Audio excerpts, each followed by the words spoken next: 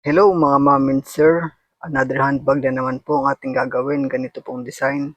Pero bago po ang lahat, baka pwedeng makahingi ng comment, like, and share. Malaking tulong po yan sa ating page. Sa ating handbag po, gagawa po muna tayo ng base para sa bag. At pagkatapos po natin gawin yung base, ay i-steam po natin siya. Ganito pong steam. Paplansyahin po natin na may konting tubig. Kung wala po kayong ganitong klaseng plancha, pwede po kayong gumamit ng ordinaryong plancha at bisik-bisikan nyo lang po ng konting tubig. Siguraduhin nyo pong maipaplat nyo po siya ng maigi para po pag nag-crochet kayo ng body niya, hindi po kayo mahirapan. At mas maganda po kung patuyuin nyo siya maigi para po hindi kayo mahirapan sa pag-crochet ng kanyang body. At pagkatapos po nating may steam, kung mapapansin nyo po dito, maganda po yung pagkakakrochet ng ating body. Hindi po siya bali-baliko, medyo nakatayo po siya at hindi siya basta-basta na deform. Kung hindi po natin pinlansya yung base niya, hindi po natin ma-achieve yung ganitong quality ng bag. Ayan, kung mapapansin nyo, ang dali na lang natin siyang napataas. Sa mga nagtatanong kung ilan yung naubos ko na t-shirt yarn dito, yung sa black po, nakaubos po ako dyan ng 500 grams.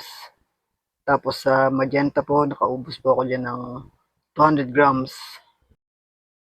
Para naman po sa strap or handle, medyo binago ko po yung kanyang kulay. Pero sinuggest ko naman po to sa kay client para mabuhay-buhay po yung kulay ng bag. At pumayag naman po siya. Pero kung sakaling hindi naman po siya pumayag, susundin ko pa rin po yung original na kulay. Sinuggest ko lang po to para po dun sa ikagaganda ng bag. Tsaka po dito, mapapansin nyo yung pinakalaki niya, hindi ko po doon nilagay sa pinaka-design ng diamond dahil mamamatay po yung pinaka-design niya. Kaya ang ginawa ko po, inangat-angat ko po ng konti na hindi matatamaan yung design ng diamond. Dito naman sa lock, ginawa ko ding magenta. Kung mapapansin nyo sa kanyang reference photo, kulay black siya, hindi siya masyadong kita. Kaya ginawa ko magenta para kitang-kita yung kanyang design.